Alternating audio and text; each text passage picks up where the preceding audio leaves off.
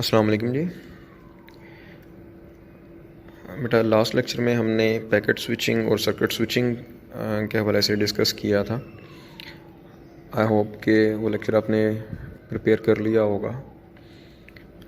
Okay, and now the next lecture is lecture 10, in which we are going to study the delays in packet switch networks। उनके हवाले से बात करेंगे कि कितनी तरह के डिलेज़ होते हैं, उनसे क्या मुराद है, उनकी डेफिनेशंस क्या हैं, और जो कम्युनिकेशन में जो डिलेज़ आते हैं वो क्यों आते हैं, कहाँ कहाँ पे आ सकते हैं, और जो टोटल डिले है वो क्या होता है और वो कैसे कैलकुलेट किया जा सकता है। जी, काफ़ी सारी डिफरेंट टाइप्स के डिलेज़ हैं, जैसे कि इस स्लाइड में भी आप लोग देख सकते हैं, ट्रांसमिशन, प्रोपेगेशन, क्यूइंग वगैरह। उसके अलावा पैकेट लॉस के हवाले से हम बात करेंगे। ओके जी, let's start it. Considering what can happen to a packet as it travels from its source to its destination, source से डेस्टिनेशन तक जब पैकेट ट्रैवल करता है तो वो मल्टीपल टाइप्स ऑफ नेटवर्क्स में से गो थ्रू होता है, मल्टीपल इंटरनेटवर्किंग जो डिवाइसेस हैं उनमें से गुज़रता है, स्विचिंग नोड्स में से गुज़रता है। तो ये जो नोड्स हैं इन्होंने उसको प्रोसेस भी करना होता है। कुछ एक्टिव नोड्स होते हैं जो कि प्रोसेसिंग परफॉर्म करते हैं, उनके ऊपर हेडर इंफॉर्मेशन जो होती है उसको डिकोड करते हैं, उसको समझते हैं, उसके ऊपर प्रोसेस करते हैं। और कुछ पैसिव भी होते हैं जो कि एज इट इज़ उसको गो थ्रू करवा देते हैं।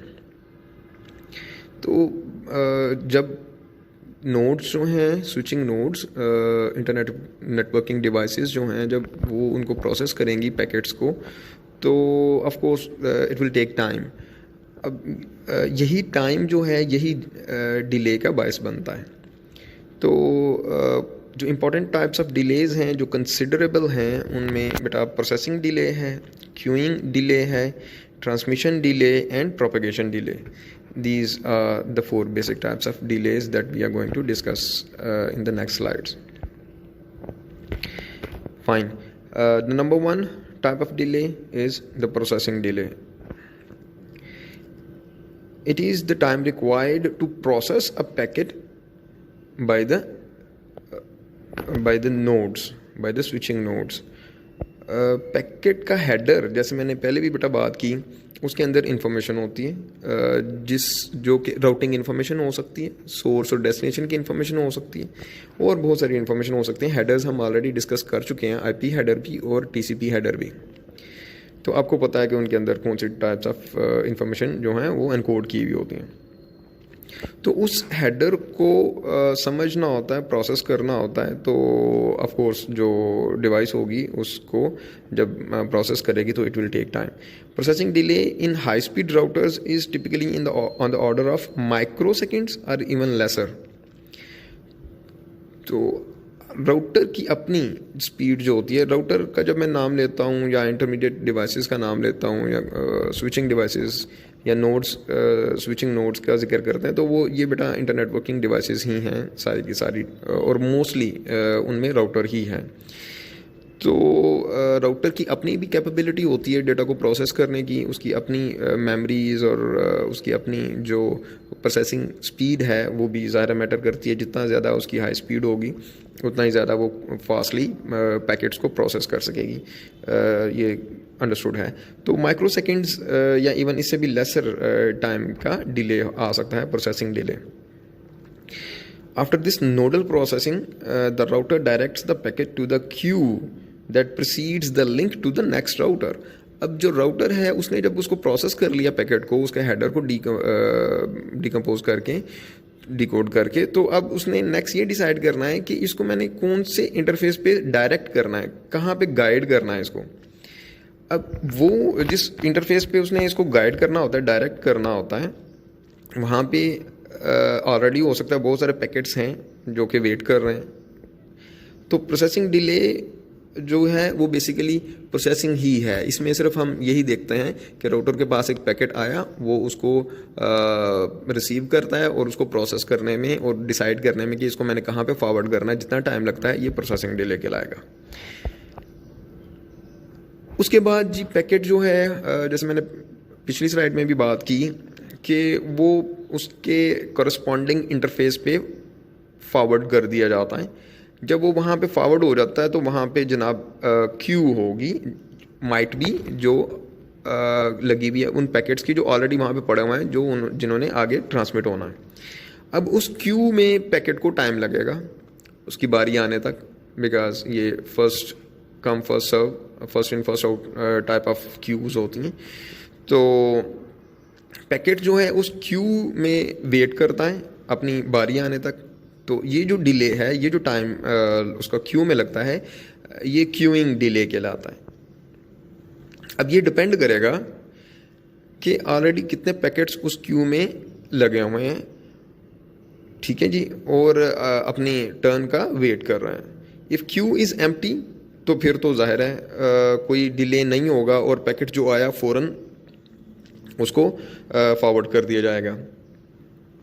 But in case of heavy traffic situations हो सकती हैं, मतलब टाइमिंग्स होती हैं, कभी नेटवर्क बहुत ज़्यादा जो है वो हैवी ट्रैफिक होती है उसके ऊपर, तो उस वजह से क्यूज़ जो हैं वो लंबी लंबी भी लग सकती हैं। तो ट्रैफिक हैवी हो तो फिर उस सूरत में जो क्यूइंग डिले है वो बढ़ जाता है। और क्यूइंग डिले इसका मतलब है कि वो दो चीज़ों पे डिपेंड करता है, intensity of the traffic and nature of traffic arriving at the Q. और ये भी माइक्रो सेकेंड से मिली सेकेंड्स तक होता है मोस्टली नेटवर्क्स में जी बेटा। उसके बाद जो नेक्स्ट हमारे पास टाइप है डिले की, that is transmission delay. It is the amount of time required to push an entire packet into the link. अब क्यू के बाद जब क्यू में पैकेट्स आ जाते हैं तो उन पैकेट्स को आगे ट्रांसमिट करना होता है। ये काम ट्रांसमीटर का है, राइट जी। ट्रांसमीटर को जो पैकेट को पुश करने से मुराद ये कि उसको आगे ट्रांसमिट करने में लिंक के ऊपर, चैनल के ऊपर, या चैनल को हैंड ओवर करने में जितना टाइम लगता है वो ट्रांसमिशन डिले होता है। ये स्टोर एंड फॉरवर्ड डिले भी कहलाता है, बिकॉज पैकेट्स आते हैं और उनको स्टोर किया जाता है और फिर फॉरवर्ड किया जाता है उनको मेमोरी में। जब तक सारे पैकेट्स आ नहीं जाते, मतलब पूरा पैकेट रिसीव नहीं हो जाता, पैकेट जब रिसीव होना शुरू होता है तो वो बिट बाय बिट आता है। तो फर्स्ट बिट आती है तो ज़ाहिर है जब तक लास्ट बिट रिसीव नहीं हो जाती तब तक फर्स्ट बिट तो स्टोर रहेगी, राइट जी। तो इस तरह पहले उनको स्टोर किया जाता है और फिर जब सारी बिट्स आ जाती हैं फिर उनको फॉरवर्ड किया जाता है। Node receives complete packet before forwarding. Transmission delay is directly proportional to the length of the packet. Okay जी। तो ये किस पे डिपेंड करता है? ये डिपेंड करता है जी जो पैकेट के टाइप्स हैं, पैकेट की लेंथ है किसी भी नेटवर्क में, वो नेटवर्क के जो प्रोटोकॉल्स होते हैं, नेटवर्क का जो डिज़ाइन होता है उसके ऊपर डिपेंड कर रहा होता है। तो पैकेट जितने लेंथी होंगे ज़ाहिर है उनको फॉरवर्ड करने में और उनको स्टोर एंड फॉरवर्ड का जो प्रोसेस है इसमें टाइम ज़्यादा लगेगा। तो ये उसके डायरेक्टली प्रोपोर्शनल है पैकेट की लेंथ के। Transmission delays are typically in the order of microseconds to milliseconds, right जी। तो ये भी माइक्रो सेकेंड से मिली सेकेंड के इन बिटवीन हो सकते हैं depending upon the length of the packets used in the network. Transmission delay को मज़ीद समझने के लिए हम थोड़ा सा इसको एलेबरेट और करते हैं। अगर तो एक सपोज करते हैं, suppose there is a packet of L bits, इसके लेंथ एल बिट्स हैं, और जो ट्रांसमिशन रेट है मीडिया का, नेटवर्क का डेटा ट्रांसमिशन रेट वो आर बिट्स पर सेकेंड है, RBPS। तो ट्रांसमिशन डिले जो होगा वो कैसे हम फाइंड आउट कर सकते हैं? That is the packet length divided by the transmission rate L/R, जैसा कि इस फिगर में भी आप देख सकते हैं। तो ये जो L/R है, ट्रांसमिशन डिले है, आपके सामने इस फिगर में 3 डिफरेंट सेगमेंट्स हैं। एक सेंडर से फर्स्ट हॉप, जो फर्स्ट राउटर है, राउटर A उधर तक है। यहाँ पे जो टाइप ऑफ मीडिया है या जो सेंडर है वो डिफरेंट है। अब आगे जो A और B के दरमियान में, A और B दोनों राउटर्स जो हैं, इनके दरमियान में जो मीडिया है वो डिफरेंट हो सकता है, और इसी तरह से जो सेंडर है उसकी कैपेबिलिटीज़ डिफरेंट होने की वजह से यहाँ पे ट्रांसमिशन डिले किसी और तरह का आ सकता है। वो यहाँ पे हम कैलकुलेट करेंगे इसी फार्मूला के तहत L/R। और फिर आगे राउटर B जब रिसीवर तक, फाइनल डेस्टिनेशन तक पहुँचाता है पैकेट को, तो यहाँ पे ट्रांसमिशन डिले डिफरेंट हो सकता है। तो ओवरऑल ट्रांसमिशन डिले जो होगा वो इन सब का सम होगा जी। उसके बाद बेटा हमने जो नेक्स्ट टाइप ऑफ डिले पढ़ना है वो प्रोपेगेशन डिले है।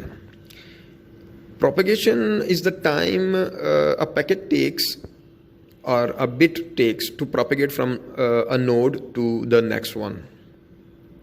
एक नोड से, एक नेटवर्क के ऊपर जो ट्रैफिक होती है, जो बिट्स होती हैं, उनको मल्टीपल नोड्स में से गो थ्रू होना पड़ता है। अब एक नोड ने जब ट्रांसमिट कर दिया पैकेट को, तो वो प्रोपेगेट करना शुरू कर देता है through the media, what ever the media में बी, फिजिकल और वायरलेस। तो जब तक वो अपने नेक्स्ट नोड तक नहीं पहुंच जाता तो उसमें टाइम लगेगा।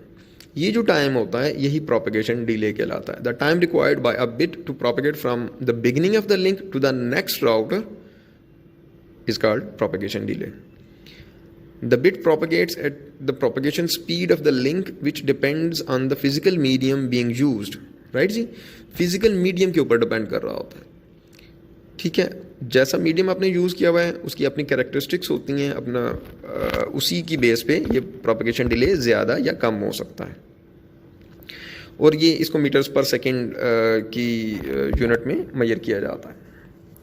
वैन में प्रोपेगेशन डिले जो है वो मिली सेकेंड्स में होते हैं, जबकि लैन में बहुत कम होते हैं, बिकॉज मोस्टली लैन जो है वो फिज़िकल मीडिया यूज़ कर रहे होते हैं जो कि फास्टर है, और शॉर्ट रेंज, शॉर्ट क्योंकि उनका लेंथ होती है, लिमिटेड लेंथ होती है, उस वजह से भी जो प्रोपेगेशन है वो कम हो जाता, प्रोपेगेशन टाइम कम हो जाता है।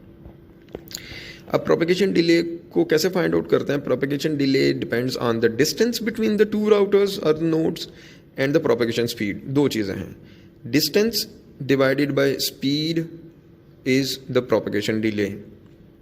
राइट जी, सेंडर और रिसीवर, या अगर दो नोड्स हैं पर्टिकुलर, उन दोनों नोड्स के दरमियान में प्रोपेगेशन डिले कितना है वो हम अलग से फाइंड आउट कर सकते हैं, उसी तरह से जैसे कि इस फार्मूला में आप लोग देख सकते हैं। The distance between two routers divided by the speed, the propagation speed of the media, और तो इस तरह से हमें डिले का पता चल जाता है। अब बात करते हैं टोटल नोडल डिले की। नोडल डिले का मतलब ये है बेटा कि एक नोड के ऊपर, देखिए पहले भी मैंने बात की कि जो हमारा पैकेट होता है या जो डेटा होता है उसको एक नेटवर्क से एक सोर्स से डेस्टिनेशन तक पहुंचने में मल्टीपल नेटवर्क्स और नोड्स में से, नोड्स की जब मैं जिक्र करता हूं तो फिर मैं रिमाइंड करवा दूं आपको कि हम बात कर रहे होते हैं इंटरकनेक्टिंग डिवाइसेस की, यानी राउटर्स की। तो एक राउटर को एक नोड कह रहे हैं, तो एक राउटर के ऊपर या एक नोड के ऊपर या एक particular segment of the network के ऊपर जो टोटल डिले होगा, या एक जो नोडल डिले कहलाता है, एक नोड के ऊपर जो डिले होगा वो इन चारों का मजमूआ होता है। ठीक है, अगर तो जैसे कि processing delay, queuing delay, transmission delay and propagation delay, इनको रिप्रेजेंट किया गया है डी और उसके सबस्क्रिप्ट, अप्रोप्रिएट सबस्क्रिप्ट के साथ, जैसे कि आप इस डायग्राम में देख सकते हैं, स्लाइड पे देख सकते हैं। तो इन सब का सम जो होगा वो बेटा टोटल नोडल डिले कहलाएगा। एक नोड के ऊपर जितना पैकेट को टाइम लग रहा है वो सारा का सारा नोडल डिले कहलाएगा। क्यूइंग डिले के बारे में थोड़ा सा मज़ीद एलैबोरेट करने की ज़रूरत है। Queuing delay is most complicated and interesting delay. क्यों? क्योंकि queuing delay packet to packet vary करता है।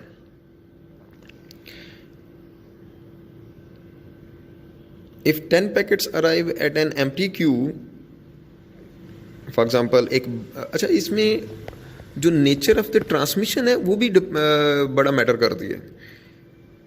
अगर तो सीक्वेंशियल एक रेगुलर पैटर्न है डाटा की बिट्स को सेंड करने में, तो वो जो हैं उसमें आमतौर पे डिले जो है ना वो और तरह का आता है। लेकिन अगर बर्स्ट ऑफ ट्रांसमिशन है, बर्स्ट ऑफ बिट्स, मतलब जो ट्रांसमीटर है वो एक बर्स्ट 500 बिट्स का, एक 500 पैकेट्स का एक बर्स्ट जो है वो सेंड करता है, उसके बाद फिर डिले आ जाता है, वो रुक जाता है for a longer period of time, फिर एक और बर्स्ट की सूरत में डेटा को ट्रांसमिट किया जाता है।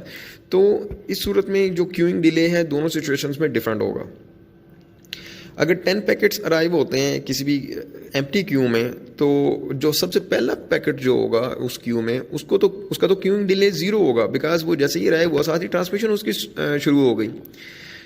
फॉलो करें बात, तो क्यूइंग डिले तो उसका 0 है। और उसी बर्स्ट में, उसी में जो 10 पैकेट्स का ये जो ग्रुप है, इसमें जो लास्ट पैकेट होगा उसको वेट करना पड़ेगा, बिकॉज उसके आगे जो 9 पैकेट्स हैं जब तक वो सारे ट्रांसमिट नहीं हो जाते तब तक उसकी बारी नहीं आएगी। तो उसके लिए क्यूइंग डिले लॉन्ग है, और उसी बर्स्ट में जो पहला पैकेट है उसका क्यूइंग डिले शॉर्ट है, यानी कि 0 है। Queuing delay depends on average rate at which the packets arrive at a Q. Rate को ए से रिप्रेजेंट कर लें अगर हम, और ट्रांसमिशन रेट जो है लिंक का वो उसको आर से रिप्रेजेंट कर लें, और नेचर ऑफ ट्रैफिक जैसे कि मैंने पहले बताया कि पीरियोडिक या बर्स्ट ही हो सकती है। तो assume that all the packets are of equal length L bit है, सभी इक्वल लेंथ के हैं, तो फिर उस सूरत में जो एवरेज रेट होगा eight which the bits arrive at the Q वो LABPS होगा। L is the length of the packet again and A is the rate at which the packets are arriving at the queue। तो ये जनाब average rate होगा। और traffic intensity फिर हम कैसे फाइंड आउट कर सकते हैं? ट्रैफिक इंटेंसिटी अगर हम इसी LA, ये जो दोनों प्रोडक्ट हैं इन दोनों फैक्टर्स के, इसको रेट से डिवाइड कर दें, transmission rate of the link, तो वो हमें ट्रैफिक इंटेंसिटी दे देगा। This ratio is very helpful in estimating the extent of queuing delay. अब ट्रैफिक इंटेंसिटी के हवाले से अगर तो ये traffic intensity is greater than 1, तो फिर it means that the average rate at which the bits arrive at the Q exceeds the rate at which the bits can be transmitted from the Q. अब मतलब इसका ये है कि Q में जिस रेट पे पीछे से बिट्स आ रही हैं उस रेट पे आगे ट्रांसमिट नहीं हो रही, ट्रांसमिशन पे ज़्यादा टाइम लग रहा है और पीछे बिट्स जो हैं वो क्विकली आती जा रही हैं। इस सूरत में क्या होता है, जो क्यू है वो बढ़ती जाएगी, वो बड़ी होती जाएगी, इतनी मतलब एक्सटेंड कर जाएगी और इतना इंक्रीज़ कर जाएगी कि जो है वो इन्फिनिटी तक चली जाएगी। बिकॉज पैकेट्स जो हैं उनका जो रेट ऑफ ट्रांसमिशन है वो ज़्यादा होना चाहिए, अदरवाइज़ क्यू तो जनरेट होगी और वो बढ़ती जाएगी। अच्छा, अब इसके लिए फिर ट्रैफिक इंजीनियरिंग का जो रूल है वो ये कहता है कि design your system so that the traffic intensity is not greater than 1 second. इसके मुताबिक जो है ना वो नेटवर्क्स डिज़ाइन किए जाते हैं। अब दूसरा केस क्या हो सकता है कि जो ट्रैफिक इंटेंसिटी है that is not greater than 0 but close to, sorry not greater than 1 but close to 1, it is lesser than 1 but close to it. तो उस सूरत में इंटेंसिटी जो है, इसका मतलब क्या है? इसका मतलब पहले समझ लेते हैं कि there will be interval of time when the arrival rate exceeds the transmission capacity and a queue will form. कभी ये चांस बन सकता है, ये केस आ सकता है कि जो ट्रांसमिशन कैपेसिटी है वो कम है और जो अराइवल रेट है वो ज़्यादा हो जाए, बिट्स ज़्यादा फास्टली अराइव कर रही हैं लेकिन ट्रांसमिशन कैपेसिटी से उनकी जो स्पीड है वो बढ़ गई, तो उस सूरत में क्यू बनेगी। और वरना अगर तो पीछे से बिट्स जो हैं उनका अराइवल रेट कम रहेगा तब तक वो क्यू नहीं बनेगी। तो जब क्यू नहीं बनेगी तो फिर हमारी ट्रैफिक इंटेंसिटी कम होती जाएगी, शॉर्ट होती जाएगी। As a traffic intensity approaches 1 the average queue length gets larger and larger. और जैसे जैसे वो 1 के करीब पहुंचती जाएगी इंटेंसिटी तो क्यू बनती जाएगी और क्यू फिर बढ़ती जाएगी। तो इसलिए हमें जो पीछे से ट्रैफिक का रेट है, arrival rate of the packets in other words, उसको उसकी ट्रांसमिशन कैपेसिटी से कम रखना पड़ेगा। In another case in which the traffic intensity is close to 0, it is less than 1 and close to 0, in that case the packets arrival are few and far between। इसका मतलब क्या है कि जो packets हैं वो बहुत कम आ रहे हैं, या इसका मतलब ये है कि जिस रेट पे पैकेट्स आ रहे हैं ट्रांसमिशन जो कैपेसिटी है, ट्रांसमिशन जो कैपेबिलिटी है वो उस रेट से कहीं ज़्यादा है। उस सूरत ये आइडियल सिचुएशन हो सकती है। और इस सूरत में जो पैकेट्स आ रहे होते हैं वो उनका क्यू नहीं बनेगा, बहुत रेयर चांस है कि क्यू बनेगा, और जो क्यूइंग डिले होगा वो क्लोज टू 0 होगा। Here is a graph of traffic intensity. Traffic intensity जैसे जैसे 0 से 1 के करीब जाती है उतना ही क्यूइंग डिले बढ़ता जाता है, and eventually when it comes very close to 1 तो जो क्यूइंग डिले है वो बहुत ज़्यादा शूट कर जाता है, and it can even go to infinity अगर ये 1 या 1 से बड़ा हो जाएगा तो। पैकेट लॉस के हवाले से बात करेंगे जी। देखिए बात ये है कि जब क्यू बनेगी तो क्यू में कोई पैकेट अगर उसको वेट करना पड़ रहा है, ट्रैफिक इंटेंसिटी 1 के करीब है या 1 से हाई हो गई, तो फिर क्या होगा, क्यू जो है वो बढ़ती जा रही है और इतना बढ़ गई, इतनी लंबी हो गई क्यू कि जो पैकेट्स हैं वो उनका टाइम टू लिव होता है, एक पर्टिकुलर टाइम होता है जिस टाइम तक वो पैकेट्स जो है ना वो वेट कर सकते हैं या सरवाइव कर सकते हैं, और उस पर्टिकुलर टाइम के बाद क्या होगा, ऐसा होगा कि, और फिर एक और केस भी है कि जो कैपेसिटी होती है किसी भी इंटरफेस की अपनी क्यू बनाने की, उसकी एक लिमिट होती है। अगर वो लिमिट क्रॉस कर जाते हैं और पैकेट्स आते जा रहे हैं तो वो पैकेट्स को स्टोर करने के लिए उसके पास स्पेस नहीं है। उस सूरत में क्या होगा, वो जो पैकेट्स आ रहे हैं उनको ड्रॉप करना पड़ेगा, उनको डिस्कार्ड करना पड़ेगा। तो अब ये इस सूरत में क्या होगा, फिर इस सूरत में पैकेट लॉस होगा। तो जो पैकेट्स आ रहे हैं वो लॉस होते जा रहे हैं, वो डिस्कार्ड होते जा रहे हैं। तो जो जाहिर है हमारी जो डाटा कम्युनिकेशन है वो फिर एग्जिस्ट नहीं करेगी। वो उसको fraction of lost packets increases as the traffic intensity increases. जितनी इंटेंसिटी बढ़ती जाएगी उतना पैकेट लॉस बढ़ता जाएगा। Thus a node performance also includes the probability of packet loss. तो पीछे जो हमने डिलेज के बारे में पढ़ा बेटा, वो सारे डिलेज भी शॉर्ट होने चाहिए, और उसके अलावा पैकेट लॉस जो है ये भी परफॉर्मेंस का एक क्राइटेरिया है, परफॉर्मेंस मैयर है किसी भी नोड को चेक करने के लिए कि इसमें पैकेट लॉस कितना है। जितना कम पैकेट लॉस होगा उतना ही ज़्यादा वो रिलायबल होगा। अ लॉस्ट पैकेट में भी रीट्रांसमिटेड। अब जो लास्ट हो गए पैकेट उनका हल क्या है, उनका हल ये है कि उनको रीट्रांसमिट किया जाए एंड टू एंड बेसिस पे। ठीक है जी, ओके। नाउ नोडल डिले के बाद एंड टू एंड डिले, यानी सोर्स से डेस्टिनेशन तक जितने भी नोड्स आए उन सब पे डिले आ रहा है। हमने नोडल डिले के बारे में तो बात की थी कि एक नोड के ऊपर कितना डिले आ रहा है उसको कैसे कैलकुलेट करेंगे, लेकिन एक नोड तो नहीं होगा, एक पैकेट को एक नोड में से तो नहीं गुजरना पड़ता, मल्टीपल नोड्स में से गुजरना पड़ता है। तो वो जो जितने भी नोड्स हैं, जितने भी राउटर्स हैं, उन सब में डिले जो आ रहा है, उन जो एंड टू एंड डिले होगा वो उन सब का सम होगा। तो ये कैसे कैलकुलेट किया जाता है, this is the total delay from source to destination and it is calculated as given by the formula given in this slide. N into the delays of processing, transmission and propagation, उनका sum into the into number n. N represents the number of nodes between the source and the destination. तो बेटा उनका सबका सम करते हैं nodal delays का और उसको n से मल्टीप्लाई कर देते हैं, तो ये एंड टू एंड डिले आ जाएगा।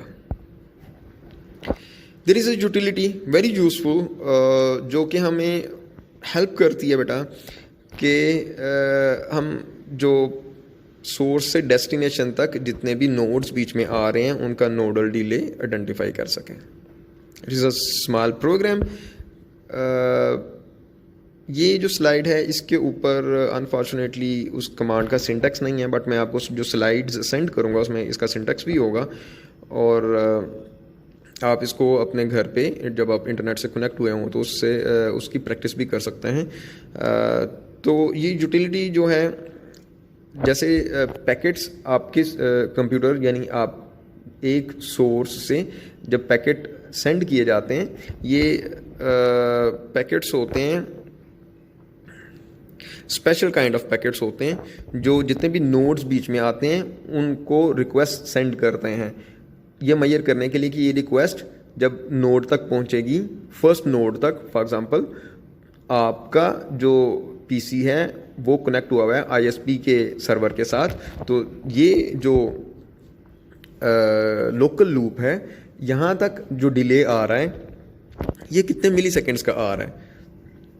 ये प्रोग्राम जो है 3 टाइम्स स्पेशल पैकेट जनरेट करेगा और आईएसपी के सर्वर तक सेंड करेगा और आइडेंटिफाई करेगा कि कितने मिली सेकेंड्स तक रिस्पांस आता है आपके आईएसपी की तरफ से।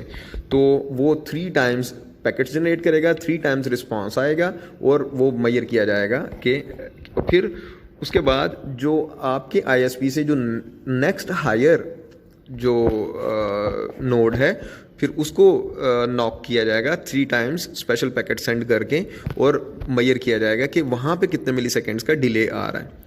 राइट जी, 3 स्पेशल पैकेट्स जनरेट किए जाएंगे।